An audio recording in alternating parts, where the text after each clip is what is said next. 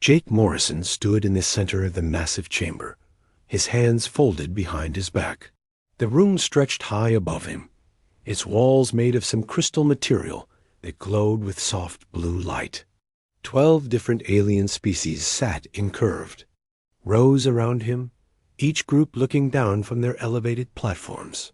The air smelled strange, like metal and something sweet he couldn't name. He had practiced this moment for months. Every word, every gesture, every breath had been planned. This was humanity's chance to join the Galactic Council as full members, not just the junior partners they had been for 50 years. Honored representatives, Jake began, his voice carrying clearly through the chamber's perfect acoustics. I come before you today to present humanity's formal request for full membership in this council. A low rumble came from the Corvin section. Their leader, a creature that looked like a walking tree, made of silver metal, shifted in his seat. Jake had dealt with Trade Minister Ziegler before. The alien never missed a chance to remind humans how primitive their technology was. Jake continued speaking, pulling up holographic displays that showed human achievements. In the past 50 years, humans have contributed significantly to galactic civilization. We have shared our fusion reactor designs, which now power 30% of all space stations in the Outer Rim. Our medical research has eliminated 6 major diseases that plagued multiple species. The Ethereal Collective's representative, a being of pure energy contained in a floating crystal, pulsed with what Jake had learned was their equivalent of laughter.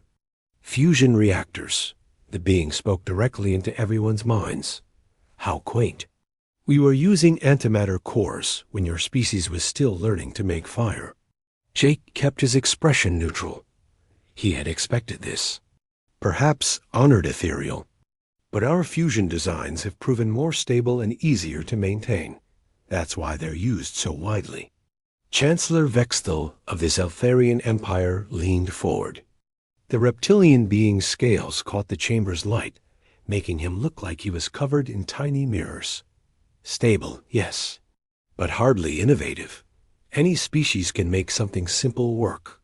True advancement requires pushing boundaries, taking risks, which is exactly what we've done, Jake replied smoothly. He gestured, and new holographic images appeared. Our quantum communication networks have reduced message delay times across the galaxy by 60%. Our agricultural techniques have increased food production on 17 worlds. Lucky accidents, Vexthal dismissed with a wave of his clawed hand. Primitive tinkering that happened to work. This is not the same as true scientific understanding. Jake felt a familiar tightness in his chest. He had heard variations of this argument countless times over the years. No matter what humans accomplished, it was always dismissed as luck, accident, or primitive copying of superior alien technology. From the hive mind unity section, thousands of small insect-like creatures spoke in perfect unison. The humans are chaotically individualistic. They cannot think as one. They cannot plan efficiently. They are unpredictable and therefore unreliable partners. Our individualism has led to creative solutions that groupthink often misses. Jake responded. The diversity of human thought has been one of our greatest strengths. Our greatest weakness, came a new voice. The ancient preserver's representative was so old that parts of his stone-like body had crystals growing from them. You have been part of galactic civilization for only 50 years. We have maintained order for 50,000. You are children, trying to sit at the adults' table. Jake noticed Dr. Lisa Grant in the observation section above. She was humanity's chief scientist on the station, and one of the few people who truly understood what was at stake here. She gave him the slightest nod. They both knew this was going exactly as predicted. With respect, honored ancient, Jake said, sometimes fresh perspectives can solve old problems. The refugee crisis on Kepler 442b was resolved using human logistics, methods that none of the established species had considered. One small success does not make you ready for full membership, Vexthil interrupted. The responsibilities of council membership require wisdom that comes only with time and proving stability. The debate continued for 2 more hours. Each species took turns explaining why humanity wasn't ready. The Aquatic Confederation said humans were too aggressive. The Gaseous Collective claimed humans were too solid-minded to understand their perspective. The Machine Symbiosis argued that humans were too biological to make logical decisions. Jake answered each criticism with examples of human achievements, human cooperation, human growth. But he could see it was pointless. The decision had been made before he ever entered the chamber. Finally, Chancellor Vexthil called for the formal vote. All those in favor of granting humanity full membership in the Galactic Council? Silence filled the chamber. All those in favor of maintaining humanity's current probationary status for another 100 years? Every species raised their voting symbols. 12 different ways of saying the same thing. Rejection. The vote is unanimous, Vexthil announced. Humanity will remain under probationary status. This session is concluded. Jake stood perfectly still for a moment, letting the weight of the decision settle over him. 50 years of human effort, dismissed in a single vote. 50 years of contributions, treated as if they meant nothing. He walked to the center of the chamber's speaking area and bowed formally to each section in turn. I thank the honored council for their time and consideration. Humanity accepts your decision and appreciates the opportunity to present our case. As he turned to leave, Jake paused. The words he spoke next were quiet, almost casual, the kind of statement that might be easily forgotten in the aftermath of such a momentous decision. We understand your position completely. Then he walked out of the chamber, his footsteps echoing. In the sudden quiet, Dr. Grant met him in the corridor outside. She was a small woman with graying hair and sharp eyes that missed nothing. She had been on Arcturus Station for 15 years, building relationships with alien scientists and studying their technologies. That went exactly as we expected, she said quietly as they walked toward the human quarters. Every single objection, Jake agreed. Primitive, lucky, unreliable, chaotic, children. He shook his head. 50 years, and they still see us the way. Same way they did when we first made contact. Perhaps that's for the best, Lisa said, glancing around to make sure they weren't overheard. If they truly understood what we're capable of, they might not have been so quick to dismiss us. They reached the secure communication room in the human diplomatic section. Jake sat down at the quantum transmitter and began encoding a message. The encryption was purely human-designed, something the aliens had never shown interest in learning. Message to all human colonies and stations, he dictated. Authorization code, Prometheus 7. The Council has spoken. Implementation of Protocol Exodus is approved. Begin Phase 1 immediately. Lisa worked at another console, sending her own messages to human scientists throughout the galaxy. Her communications used academic channels that the aliens monitored, but never paid close attention to. Just routine research coordination, as far as anyone watching would know. How long do you think we have before they realize? She asked. Jake finished his transmission and leaned back in his chair. Years, probably. They're so convinced of their own superiority that they won't notice what's happening until it's too late. And if they do notice early, then we accelerate. The timeline. Jake stood up and walked to the small window that looked out into space. Beyond the station, he could see ships from dozens of different species coming and going. Trade vessels, exploration ships, military patrols. The busy traffic of a galaxy that thought it had everything figured out. They think we're children, he said softly. Children who got lucky a few times, but don't really understand the adult world. They have no idea that we've been preparing. For this day, since the moment we first realized we would never be accepted as equals. Lisa joined him at the window. The hardest part will be keeping quiet about it. No dramatic speeches, no angry departures. Just ... Fade away. That's exactly what makes it work, Jake replied. They expect humans to be emotional and unpredictable. The last thing they'll expect is for us to simply disappear without making a fuss about it. The message confirmations began coming in from across the galaxy. Human colonies acknowledging the order. Human scientists beginning to close down there. Research projects. Human traders starting to wind down their operations. It had begun. Captain Roy Patterson stood on the observation deck of Mars Station Beta, watching the last transport ship disappear into the darkness of space. The red planet stretched out below him, its surface dotted with human settlements that had been home to 3 million people just 6 months ago. Now those settlements looked empty from orbit, but Roy knew better. Everything valuable had been quietly removed. Every piece of advanced technology, every research file, every prototype weapon system. To any casual observer, it looked like the humans were simply upgrading their facilities. Sir, the Corvin inspection. Team is requesting permission to dock. Lieutenant Sam Hayes reported from behind him. Roy turned away from the window. Grant them permission. Make sure they see exactly what we want them to see.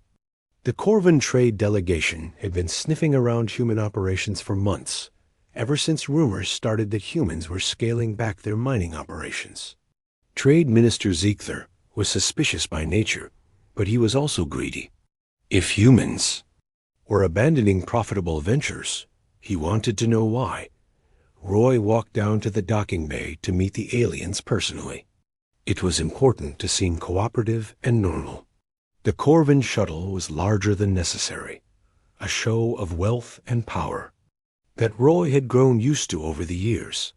Ziegler emerged first, his metallic body gleaming under the station's lights. Behind him came 3 smaller Corvins carrying scanning equipment. They always brought scanners, as if humans might be hiding something valuable. Captain Patterson.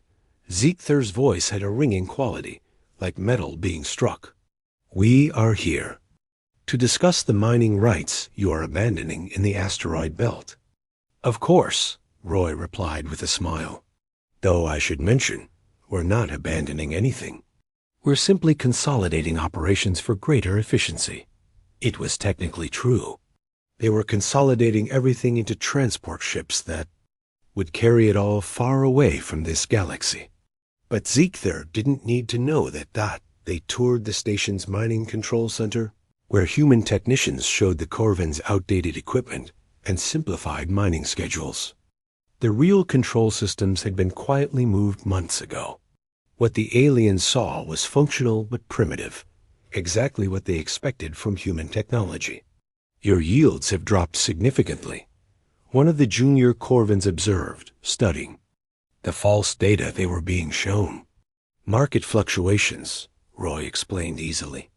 We're focusing on quality over quantity now. Better to extract premium ores slowly and flood the market with inferior materials.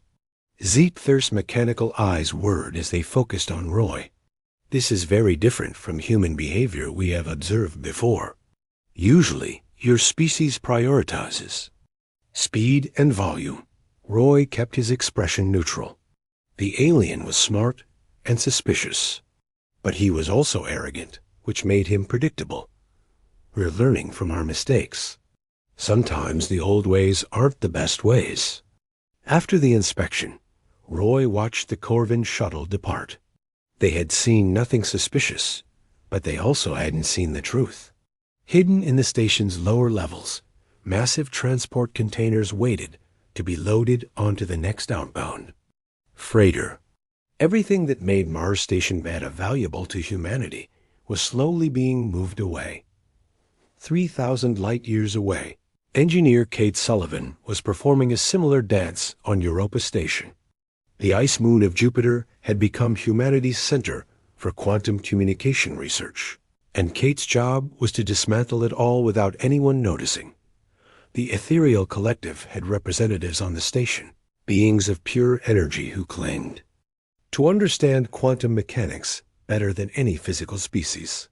They floated through the research labs like glowing ghosts, observing human work with what Kate had learned to recognize as condescension. The quantum entanglement chambers seem less active lately. One of the ethereals communicated directly. Into Kate's mind, the sensation always made her skin crawl. "We're running efficiency tests," Kate replied out loud. She had learned that speaking aloud sometimes confused the ethereals, who preferred mental communication. Trying to reduce power consumption while maintaining signal strength. It was partially true. They were testing efficiency, but not for the reasons she claimed. Every piece of quantum communication equipment was being carefully studied and copied before being packed away. The humans were leaving nothing behind that could be reverse-engineered. Kate led the ethereal to a laboratory where her team was supposedly working on improvements to the quantum transceivers. In reality, they were installing deliberate flaws in the equipment they were leaving behind. The transceivers would work for a few more years, then begin failing in ways that would be difficult to diagnose. Human methods are so inefficient, the ethereal pulsed with what Kate recognized as amusement. But sometimes inefficiency has unexpected benefits. "We do our best with what we understand," Kate replied humbly. The alien had no idea that human quantum technology was actually decades ahead of what the galaxy used.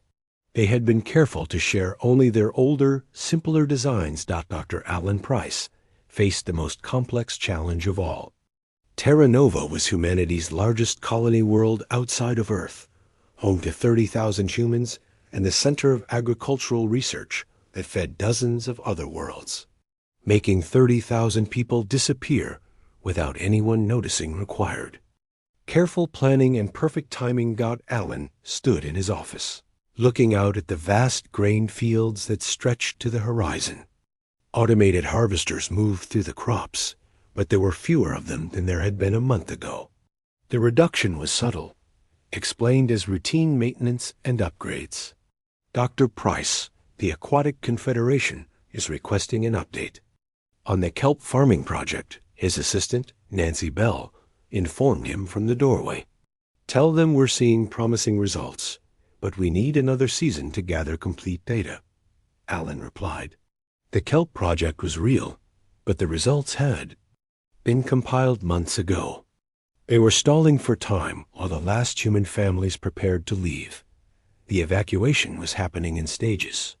Families were leaving for extended visits to relatives, or educational opportunities on other worlds, or temporary work assignments.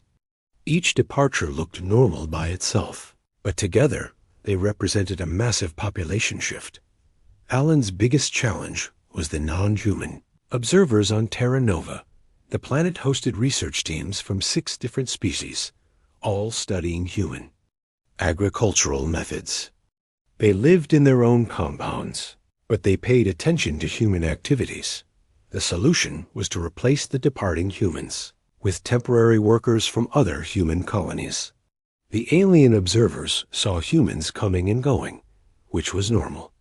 They didn't realize that the humans leaving never came back, while the ones arriving were only staying long enough to maintain the illusion of normal activity.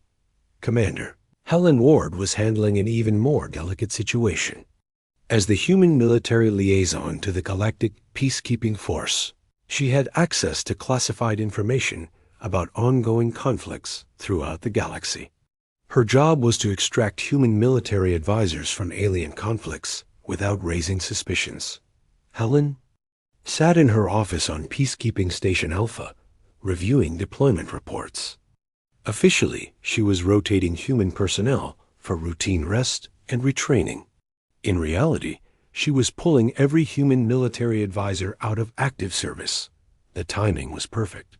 The galaxy was relatively peaceful, with only minor conflicts that didn't require major intervention.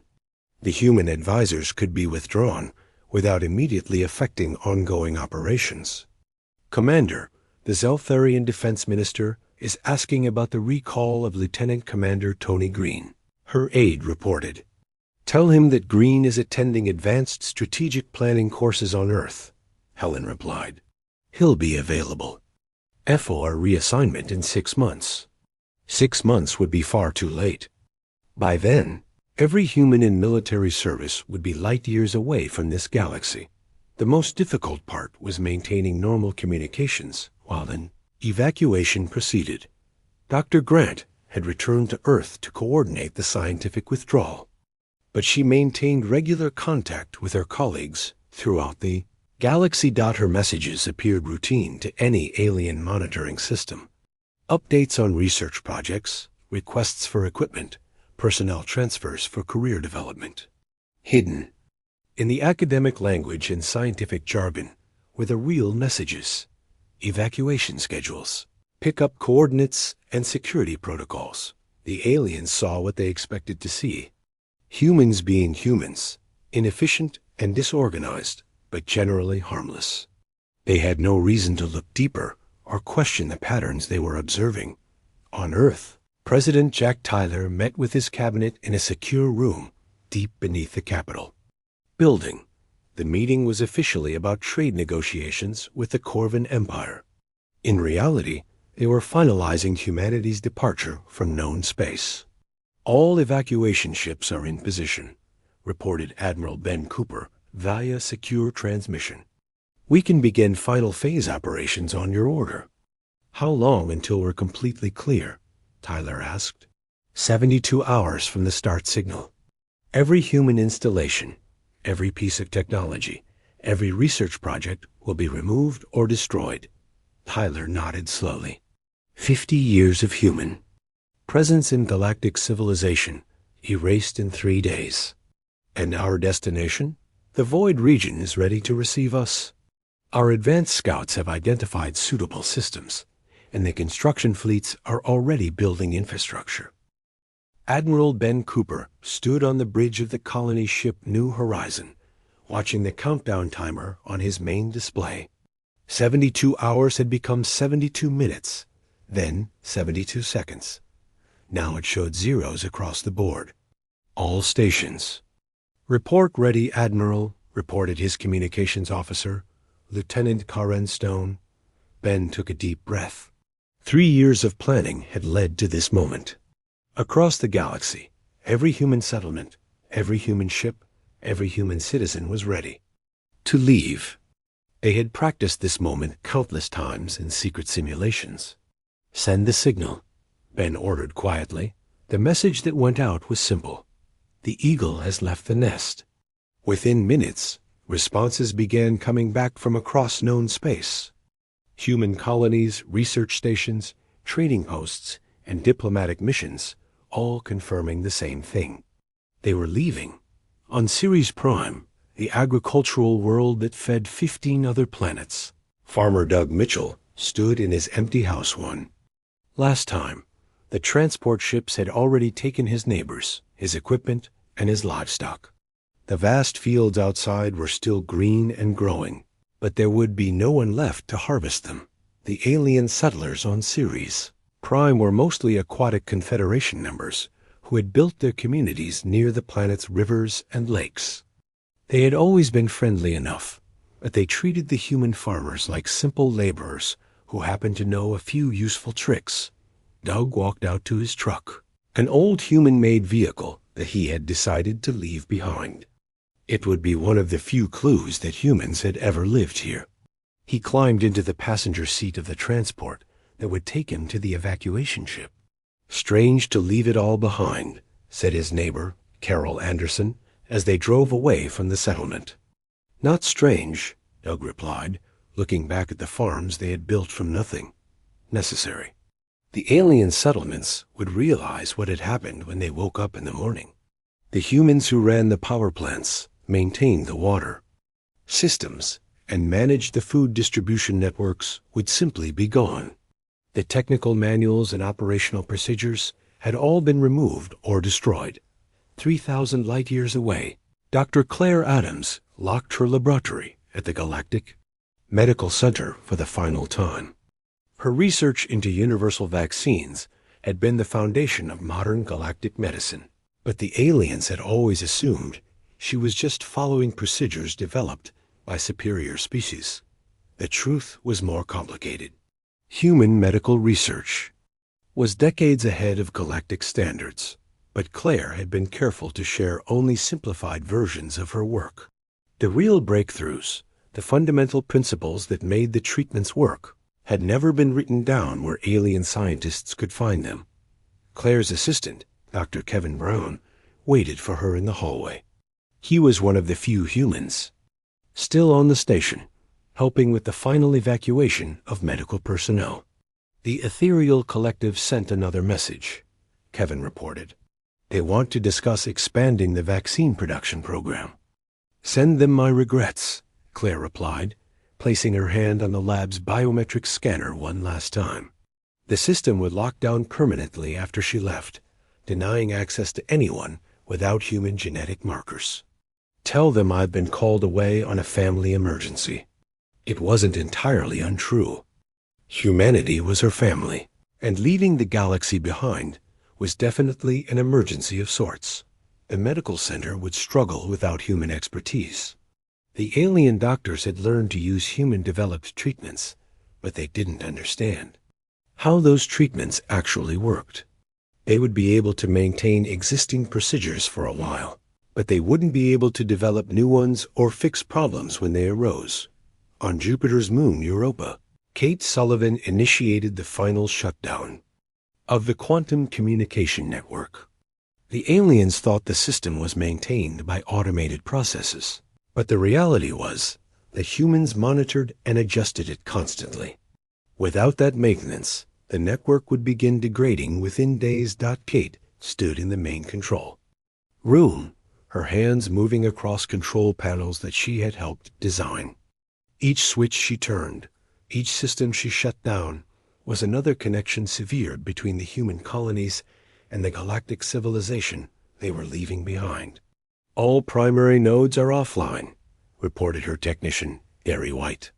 Secondary backup systems will function for approximately 6 months before requiring manual maintenance.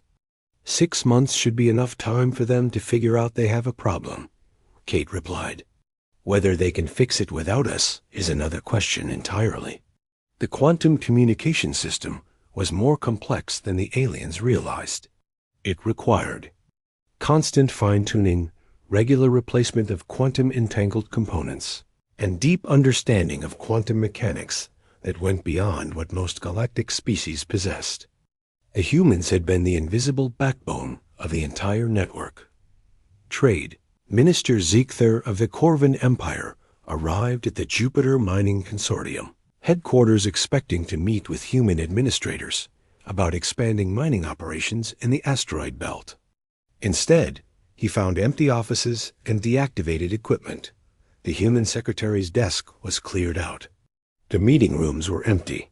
The massive holographic displays that usually showed mining operations throughout the solar system were dark and silent.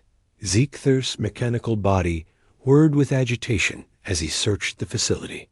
The humans had been managing mining operations that supplied rare metals to half the galaxy. Tritium for fusion reactors, rare earths for quantum computers, exotic materials for faster-than-light travel systems. Where are the humans? He demanded of a maintenance robot that was still functioning. Human personnel have departed, the robot replied in its flat mechanical voice. No forwarding information available.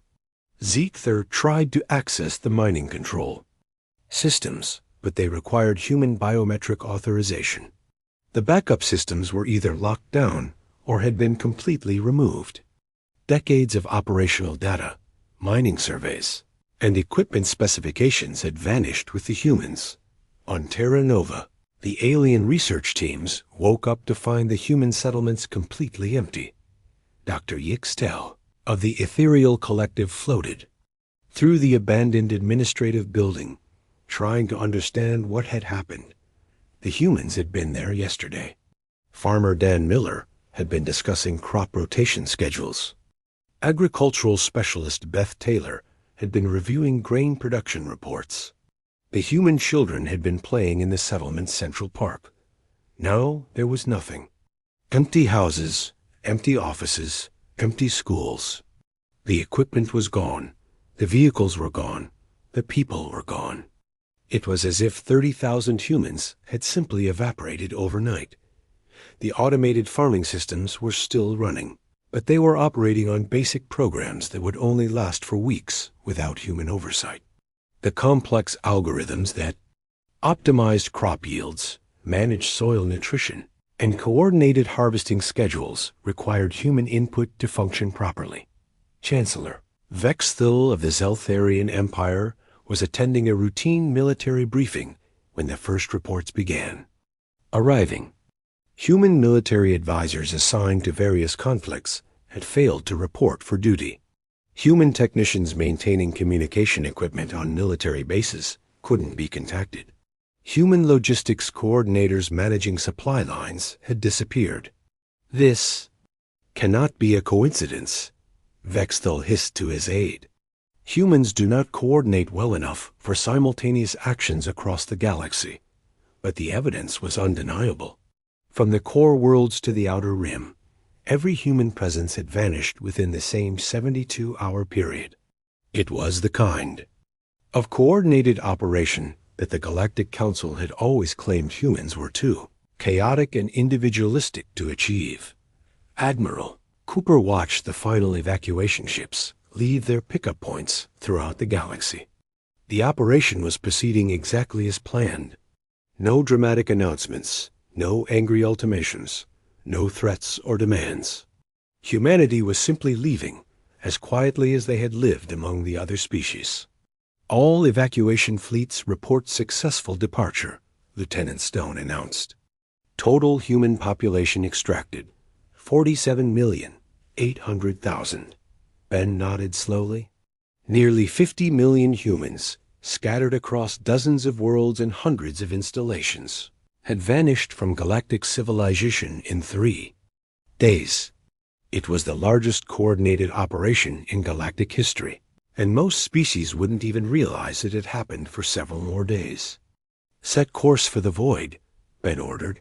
Time to go home. The New Horizons engines engaged, and the massive colony ship began its journey toward the galaxy's edge. Behind them, other human ships were making the same journey. Transport vessels, research ships, military escorts, civilian freighters. An entire civilization moving to a new home.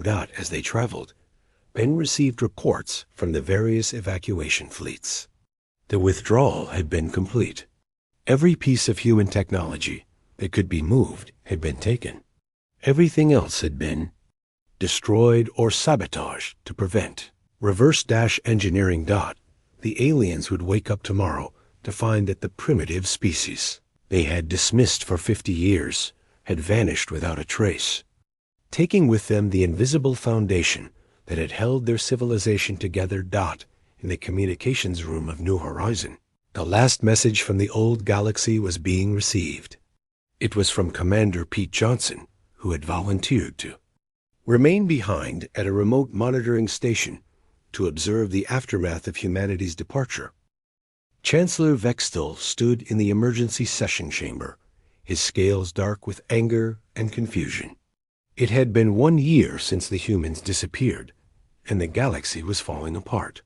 What had started as minor inconveniences had grown into major disasters. "The situation reports," he demanded from his aide. The young Zeltharian officer read from his datapad with a trembling voice. "Food production on 17 worlds has dropped by 60%. The automated farming systems are failing without human maintenance. 3 major trade routes have become unusable due to navigation system failures. And the Sekthari Empire has begun their invasion of the Outer Rim." Vexthil's claws scraped against his chair. The Sekthari had been threatening war for decades, but they had never acted because the galactic defense systems were too strong. Now, with communication networks failing and supply lines collapsing, they saw their chance. What about our military response to the Secthari invasion? Vexthal asked. That is the problem, Chancellor. Our forces cannot coordinate properly. The quantum communication arrays that humans maintained are failing one by one. Fleet commanders cannot communicate with their home bases. Supply ships are getting lost because the navigation beacons are going offline. In the Corvan trade sector, Minister Zekther was discovering just how dependent his empire had become on human technology. The asteroid mining operations that supplied rare metals to dozens of worlds had ground to a halt. The equipment was still there, but no one knew how to operate it properly. The fusion reactor maintenance schedules make no sense, his chief engineer reported. The humans used symbols and calculations that we cannot understand. When we try to follow their procedures, the reactors become unstable. Zekther's mechanical body sparked with frustration. They are primitive fusion reactors. How difficult can they be to maintain? Apparently more difficult than we thought. Minister, 3 reactors have already had emergency shutdowns. 2 space stations have lost power completely. The Corvins had always mocked human fusion technology as simple and outdated. Their own antimatter cores were far more powerful. But antimatter was expensive and dangerous to produce. The stable, reliable human fusion reactors had been used everywhere that consistent power was needed. Now those reactors were failing, and the Corvins discovered that they had never actually understood how they worked. The humans had made them look simple, but the engineering behind them was far more complex than anyone had realized. On the medical research station orbiting Rigel, Dr. Zextal of the Ethereal Collective was facing a crisis that would have seemed impossible a year ago. A plague had broken out on 3 worlds in the Outer Rim, and none of the standard treatments were working. We need to develop new vaccines, Dr. Zextal communicated to his research team. The human protocols are not sufficient. But as they tried to modify the human-developed vaccines, they discovered a problem. The humans had shared the final products and the basic procedures, but they had never explained the fundamental science behind how the vaccines actually worked. The Ethereals could produce more of the existing vaccines by following the procedures exactly, but they couldn't adapt them for new diseases. They couldn't troubleshoot problems when the production process went wrong. They couldn't develop improvements or variations. Perhaps we should contact the humans for assistance, suggested one of the junior researchers. The humans are gone, Dr. Zextal replied with growing frustration, and we cannot locate them. The long-range communication systems they built are no longer functioning. That was another problem that was becoming more serious each day. The galaxy's communication network had been built and maintained by humans for 50 years. Other species had used it, relied on it, taken it for granted. But they had never learned how to fix it when things went wrong. Commander Vekvar of the Galactic Defense Force stood in his command center, watching his tactical displays flicker and fail. The Secthari invasion fleet was pushing deeper into civilized space, and his forces were powerless to stop them. "Sir, we've lost contact with the Third Fleet," reported his communications officer. When? 18 hours ago. The quantum relay stations they were using went offline. We cannot re-establish contact. Vekvar looked at his strategic map. Red warning symbols marked Sectori advances across 3 sectors. His own forces were scattered and confused, unable to coordinate their movements or share intelligence. Humans had always been involved in military operations, but never in leadership roles. They served as advisors, analysts, and logistics coordinators. The other species had made the important decisions and led the battles. Now, Vekvar realized that the humans had been doing far more than anyone understood. They had been the ones who made sure information flowed properly between different military units. They had managed the complex supply chains that kept military forces equipped and fed. They had maintained the communication systems that allowed coordinated operations across multiple star systems.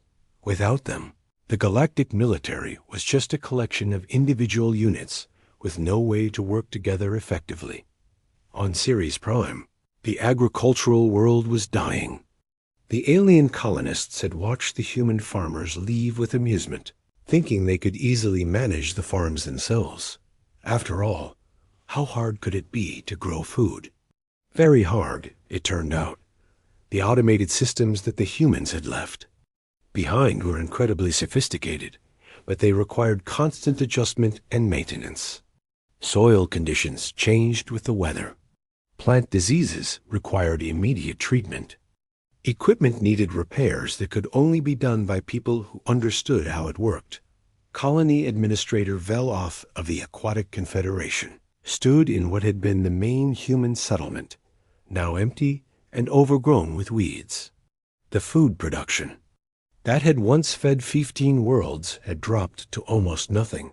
How long before the emergency food supplies run out? He asked his aide. 3 months, possibly 4 if we implement strict rationing. Veloth had never paid much attention to the human farmers. They seemed like simple people who worked with dirt and plants. He had assumed that feeding people was a basic skill that any intelligent species could master. He had been wrong. The humans hadn't just been growing food. They had been managing an incredibly complex ecosystem that balanced soil chemistry, water distribution, pest control, and crop rotation across an entire planet. It was a science that took decades to learn and generations to perfect. Back on Arcturus Station, Chancellor Vexthal called for another emergency session of the Galactic Council. Representatives from all 12 species gathered, but their usual confidence was gone. Everyone looked worried and desperate. We need to discuss our options, Vexthal announced. The human departure has caused more disruption than anyone anticipated. Trade Minister Ziegther's voice had a harsh edge. Disruption? Half of my trade empire has collapsed. Mining operations have shut down. Manufacturing plants cannot get the materials they need.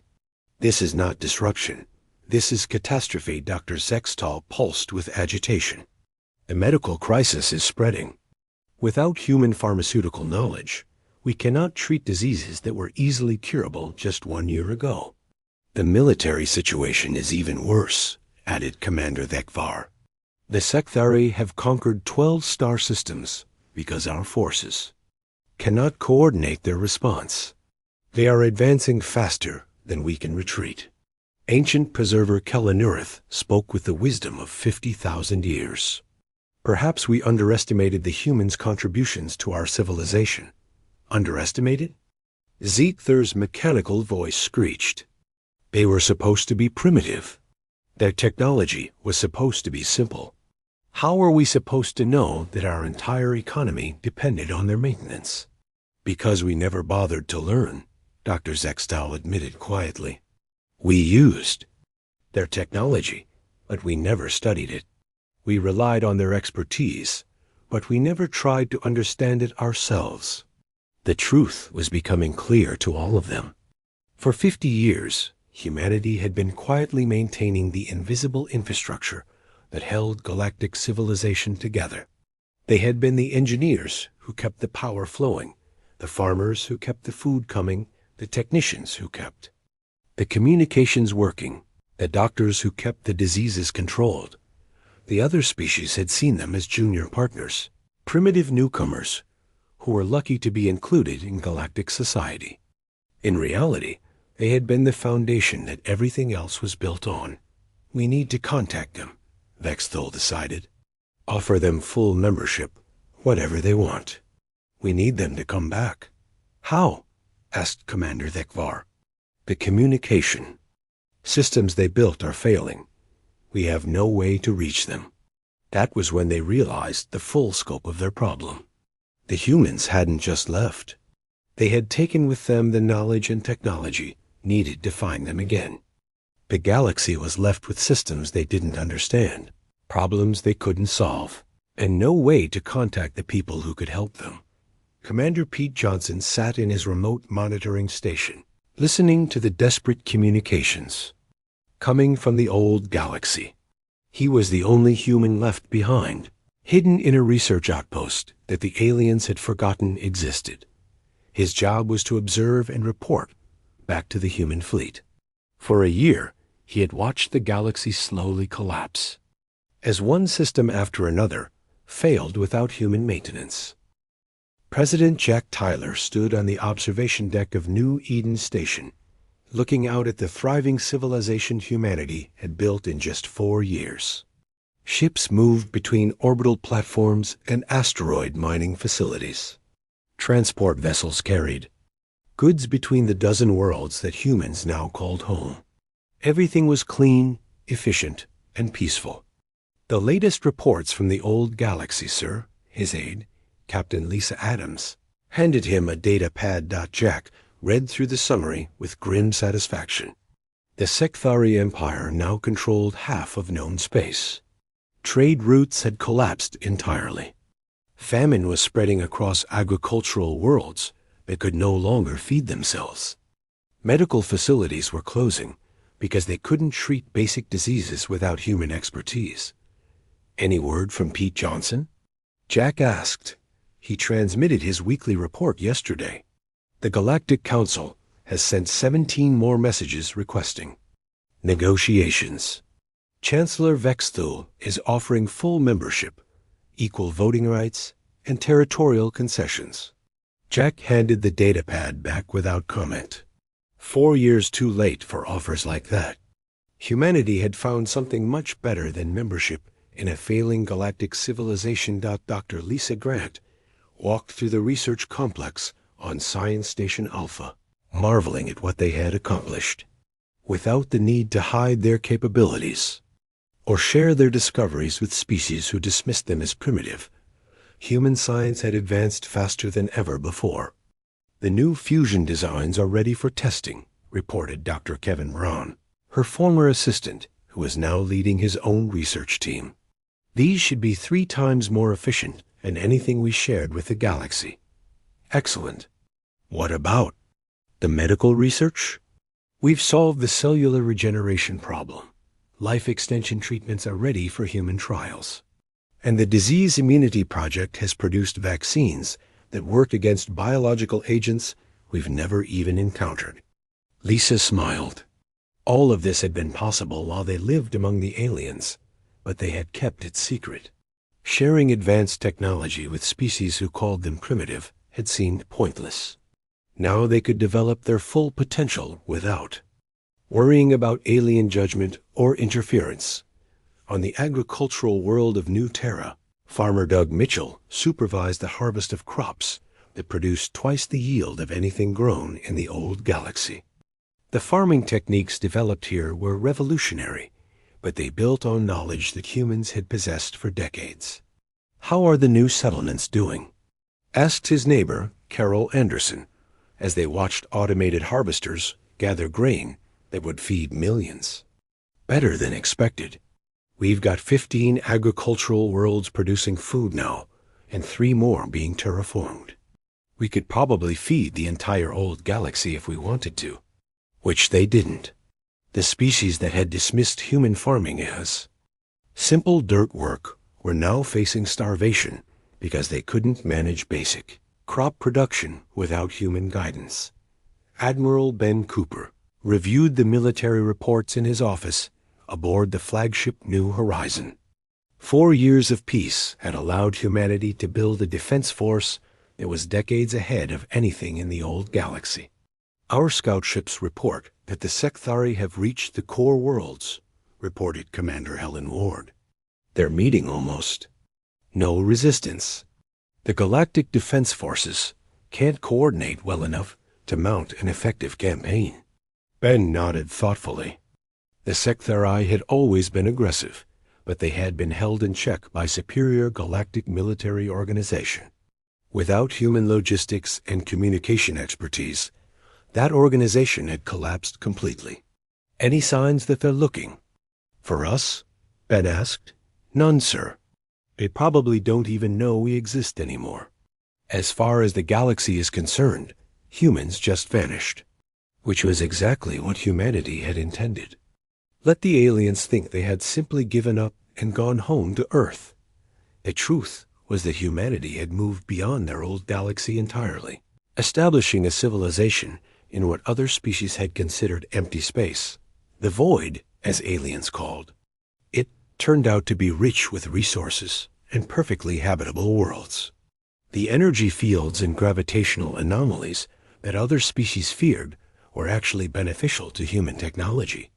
Space that seemed dangerous and impossible to navigate was actually easier for humans to traverse than the crowded shipping lanes of the old. Galaxy engineer Kate Sullivan worked in her laboratory on Engineering Station Beta, developing faster than light travel systems that didn't rely on the jump gate networks that other species used. Human ships could now travel anywhere in their new territory without depending on fixed infrastructure. The new drive systems are ready for deployment, she reported to Admiral Cooper during their weekly conference. We can reach any of our worlds within days, and we're completely independent of external navigation systems. It was another technology that humans had been developing in secret while living among the aliens. The jump gate networks that connected the old galaxy were complex and expensive to maintain. Human scientists had found better ways to travel between stars, but they had kept those discoveries hidden. Now, those discoveries allowed humanity to build a civilization that was more connected and efficient than anything in the old galaxy. Even before the current collapse. Trade, Minister Paul Roberts reviewed the economic reports from all human worlds. Without the need to compete with alien corporations or follow galactic trade regulations, human commerce had flourished. Production is up 30% across all sectors, he reported to President Tyler. Mining operations are producing materials we need for expansion. Manufacturing is creating goods that surpass anything we made in the old galaxy. And we're completely self-sufficient. The economic independence was perhaps humanity's greatest achievement.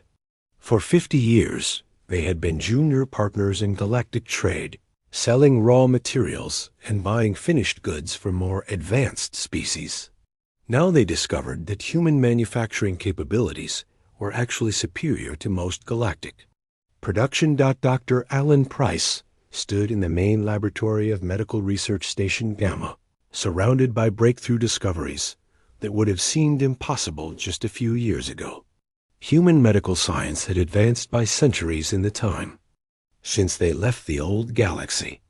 The life extension treatments are showing remarkable results, he reported to Dr. Grant during their monthly research review. Human lifespan could be extended to several centuries with no negative side effects, and we've developed cures for every major disease that affects human physiology. It was medical knowledge that could have helped billions of beings in the old galaxy. But those beings had never appreciated human medical contributions, dismissing them as lucky accidents or primitive copying of superior alien techniques. Now, that knowledge would benefit only humanity, while the old galaxy struggled with medical crises they couldn't solve. Communications Officer Nancy Bell sat in the monitoring station that tracked transmissions from the old galaxy. The messages coming through were increasingly desperate. Chancellor Vexthill's latest transmission was typical. To the human leadership, wherever you may be, the Galactic Council formally apologizes for our previous decisions regarding human membership. We offer full recognition, equal status, and shared governance of galactic affairs. Please respond. Nancy filed the message with all the others. Hundreds of similar transmissions had been received over the past 4 years. Offers of membership, apologies for past treatment, desperate pleas for assistance. All of them went unanswered. The final message in the day's batch was different. It came from Commander Pete Johnson, still maintaining his lonely watch at the edge of the old galaxy. New Eden Station. This is Observatory Post 7. The Sectari Empire has reached Arcturus Station. Chancellor Vexthul and the Galactic Council have evacuated to the Outer Rim.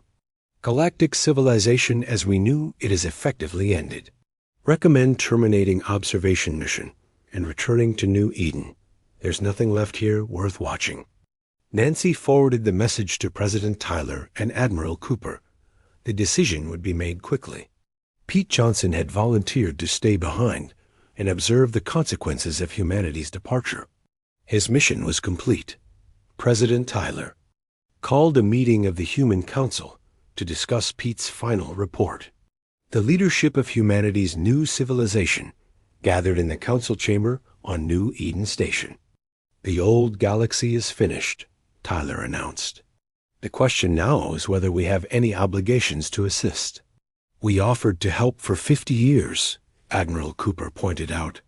They consistently rejected our contributions and dismissed our capabilities. Now they want our help when it's too late to matter. Dr. Grant spoke thoughtfully. From a scientific perspective, we could easily solve their problems. Our technology is now advanced enough to restore their civilization within a few years. But should we? Asked Trade Minister Roberts. They made it clear that they didn't value our partnership when they thought they didn't need us. The debate continued for hours, but the conclusion was inevitable. Humanity had moved beyond the old galaxy. They had built something better, something that belonged entirely to them. Going back would mean returning to a position of servitude to species that had never respected them.